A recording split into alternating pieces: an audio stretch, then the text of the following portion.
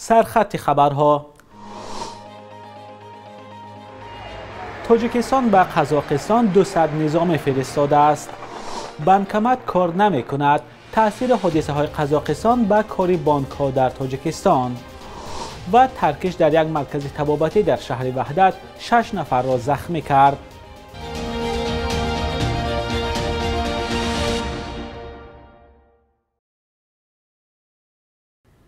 درود بیننده عزیز، خوش آمدید به برنامه نوید بامدادی. امروز 7 ینور است. طبق اطلاع رسانه‌های روسیه شب گذشته یک گروه عبارت از 200 نفر از نیروهای پاسداری صلح از تاجیکستان به قزاقستان فرستاده شدند. انتقال نیروها در چارچوب نیروهای صلح‌های سازمان پیمان امنیتی دست جمعی صورت گرفت. یک منبع معتمد هم در نهادهای قدرتی تاجیکستان روز گذشته به رادیوی آزادی گفته بود که این نیروها برای محافظت مکتب‌ها، انشاءات‌های مدنی، بیمارستان‌ها و انشاءات‌های اجتماعی سفربر کرده می‌شوند. به گفته این منبع این نیروها از اسلحه استفاده نخواهند برد. از سوی دیگر لیونید کالاشنیکوف رهبر کمیته دومای دولتی روسیه گفته است نیروهای سپاه تنها انشاءات‌های حربی را حمایت می‌کنند و با اعتراضگران خود نیروهای محلی مشغول می‌شوند. نیروهای صلح‌خواه از کشورهای سپاه با دعوت رئیس جمهوری قزاقستان به آن کشور رفتند. تعداد واقعی این نیروهای ارسال شده دقیق نیست، اما طبق خبرها تا این دم روسیه و بلاروس هم نیروهای خود را به قزاقستان فرستادند. به نوشته رسانه‌ها بلاروس به قزاقستان از 100 تا 300 نظام فرستاده است. ارسال نیروها از کشورهای سازمان پیمان امنیتی دست جمعی در برخی از کشورها ناراضگی‌ها را به میان آورد. از جمله یک گروه از شهروندان قرقیزستان 6 ینور در نزد بینای حکومت جمع شده طلب کردند که به قزاقستان نیرو فرستاده نشود. دیوان وزیران قرقیزستان از ساکنان این کشور دعوت کرده است که قرار فرستادن نیرو به قزاقستان را درست و با حس مسئولیت قبول کنند. دیوان وزیران گفته است قرقیزستان همچون همسایه نزدیک و همپیمان استراتژیک قزاقستان حق ندارد به درخواست کمک حکومت قانونی آن کشور پاسخ رد داده عهدهداری خود را در دایره سازمان پیمان امنیتی دست جمعی اجرا نکند. 5 روز باز در شهرهای کلانترین قزاقستان تظاهرات ادامه دارد. ساکنان ناراضی اول با طلب پایین آوردن نرخ گاز مائع به کوچه ها برآمدند، سپس استعفای حکومت و از بین بردن فساد و خیش و تبار بازی را طلب کردند. روز 5 ینور اعتراض ها در الماتا به خشونت پیچید و حکومت قزاقستان آن را تهدید تروریستی خوانده از شریکانش در سازمان پیمان امنیتی دست جمعی از جمله تاجیکستان یاری خواست.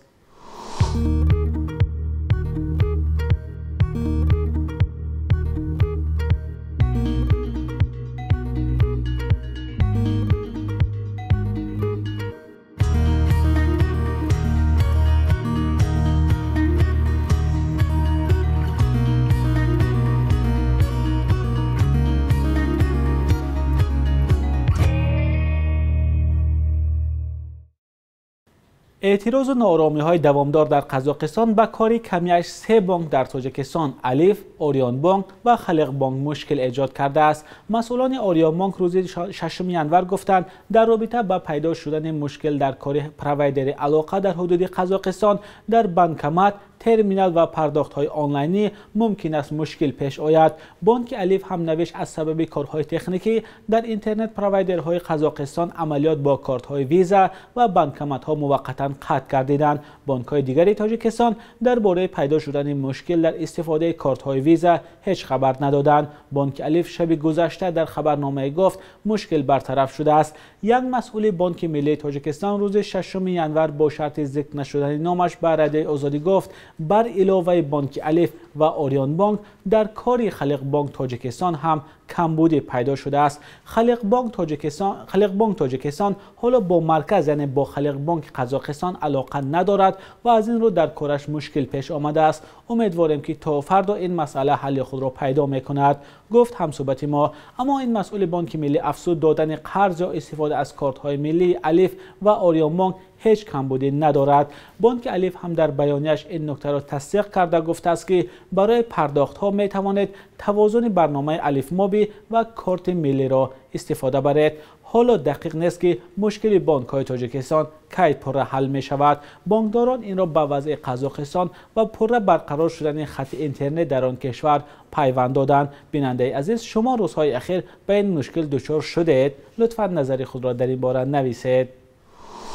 بر اثر ترکش در مرکز طبابتی آب شفابخش در شهر وحدت نزدیک دوشنبه 6 کس زخمی شدند. منابع رادیوی آزادی روز 6 ینور گفتند وضع 2 نفر آنها وزنین است. کمیته حالتهای فوق‌العاده خبر داد که حادثه شب 3 ینور امسال روی داد.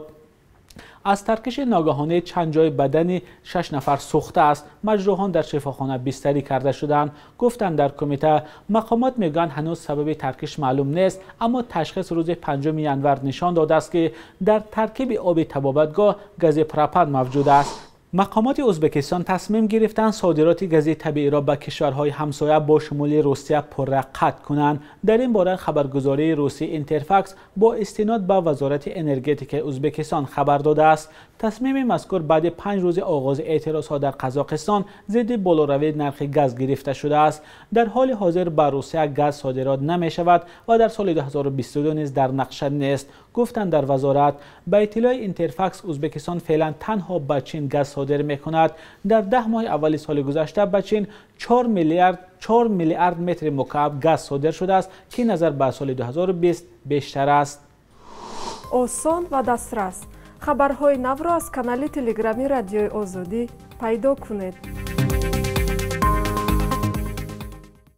بنا به اطلاع رسانه‌های قرقیزستان 2 هواپیمای شخصی مربوط به خانواده پرزیدنت پیشین قزاقستان نورسلطان نظربایف در فرودگاه منس شهر بیشکک به زمین نشستند. خبرگزاری قرقیزی 24 اطلاع داده است که تخمیناً ساعت‌های 23 شب 6 به 7 ینور یک هواپیمای بمباردیر گلوبال اکسپرس در فرودگاه بیشکک فرود آمد. هواپیمای دوم است که گفته می شود آن هم به خانواده نظربایف ربط دارد. ساعت 22 در فرودگاه پایتخت قرقیزستان نشسته است. شاید اکیپاژ میخواست استراحت کند یا سوزشواری بگیرد. در این حالتها مسافران نمیفرایند، گفت نمایندگان فرودگاه. در خدمات مطبوعاتی فرودگاه بیشکک تصدیق کردند که هواپیمای بمباردیر از امارات متحده عرب آمده بود، ولی همصحبتان خبرگزاری گفتند که نمیدانند هواپیما به کی تعلق داشت. طبق اطلاع فلای رادار 24 هواپیما ساعت 12 به وقت محلی فرودگاه بیشکک را ترک کرد.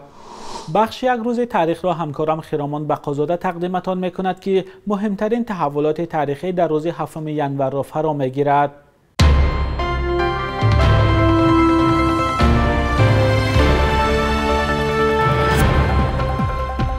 از 7 январи соли 2019 бар асоси тағйирот ба қонуни ба қайдгирии давлатии шахсони ҳуқуқӣ ва соҳибкорони инфиродӣ ширкату корхонаҳо дар тоҷикистон вазифадор шуданд ки моликон ё манфиатгирони ниҳоии худро ошкор кунанд. соли 2013 маркази таҳқиқоти Tax Justice Network сармояҳои шаҳрвандони тоҷикистон дар минтақаҳои офшорро аз 2.5 то 3.5 миллиард доллар тахмин карда буд.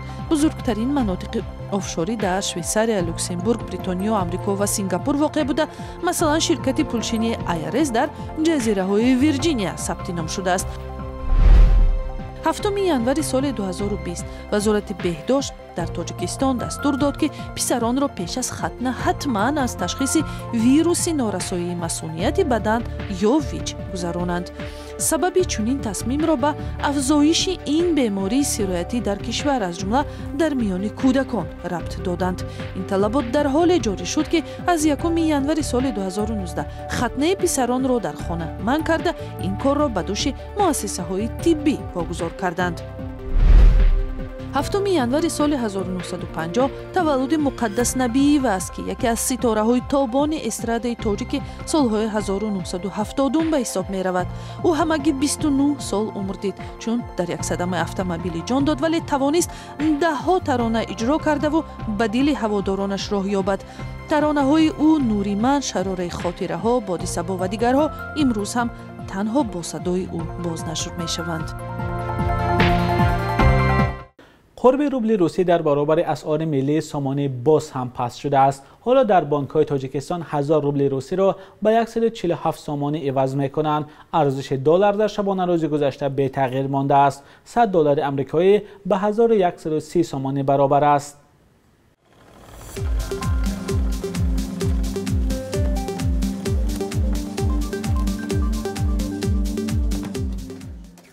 بیننده گرامی، این آخرین برنامه نوید بامدادی در هفته روان بود. فراموش نکنید که 24 ساعت می توانید خبرهای آخرین را از سامانه رادیوی آزادی با نشان azadi.org و صفحه آزادی ویدیو در یوتیوب پیدا کنید. با امید دیدار در هفته آینده. خدا نگهدار.